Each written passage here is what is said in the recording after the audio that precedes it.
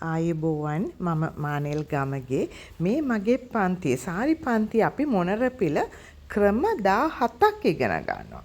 ස්වභාවික විදියට මොනර පිළ කරන්නේ කොහොමද? මෙටැලික් කලර්ස් වලින් පර්ල් කලර්ස් වලින් කරන්නේ කොහොමද?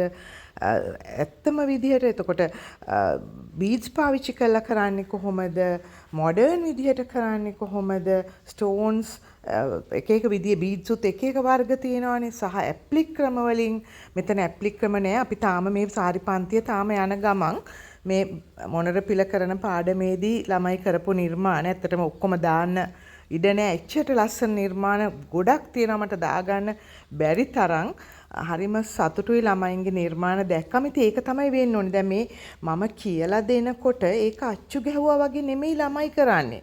මගේ පන්තියේදී එහෙමනේ මම ළමයා තුල තියෙන නිර්මාණශීලීත්වය තමයි මතු කරන්නේ.